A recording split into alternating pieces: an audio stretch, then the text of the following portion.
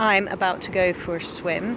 There's big rollers out there on the sea, but it's actually relatively calm. Swimming is one of the things that has been a great lifesaver to me since I started going swimming again, properly swimming. I used to love it when I was a child, and then I stopped doing it because I had an accident when I was when I was in Fuerteventura, and I almost drowned. And ever since then I've been very cautious about it, and yet this is something that I should have been embracing because I so loved it when I was younger. I find that being in the water just calms me completely. It just takes away all of the worries, the thoughts, everything. It's my form of meditation. I also do Tai Chi and Qigong, and these things also help me to stay warm when I'm in the water. So I don't swim with a wetsuit, and I swim all year. I haven't been doing it for long. Since the end of last July I started swimming again. And at first, there was a few fears that came up, and every now and again you do get tested with some fears, but generally I'm getting braver, and the braver I'm getting in the water, it sort of reflects of my life on land. Be getting braver on land.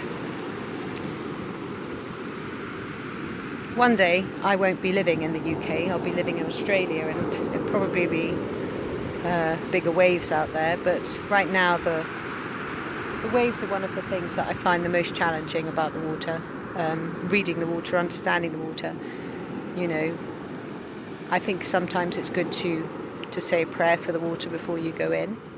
And to create peace so that you're going in there as a peaceful vessel.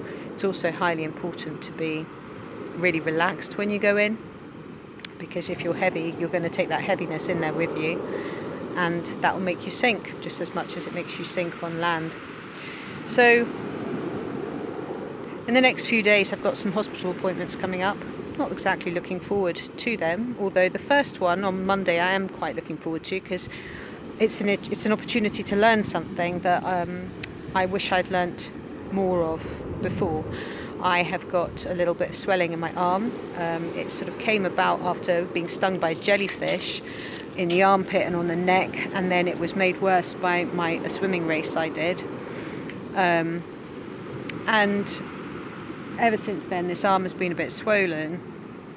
Now it's called lymphedema, but any swelling in the body is called lymphedema, and it's when your body's not draining itself properly, or it's struggling, the lymphatic system's struggling a bit. Now this is something that people just take it for granted. If they got some swelling, they go, I've got a bit of water retention. That's just not true. It's not water retention as such. What it is the onset of lymphedema. You need to take it seriously and get yourself sorted.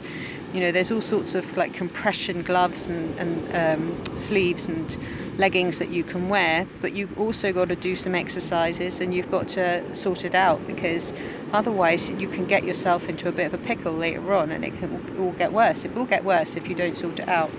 You need to really, really clean out your lymphatic system. So your diet you need to pay attention to as well. Flush it through. And the best way to flush it through is with raw foods. So fruits and vegetables, juiced, especially fruits. Fruits are the best kind of food for pulling lymph out, especially lemons. Lemon water is really great.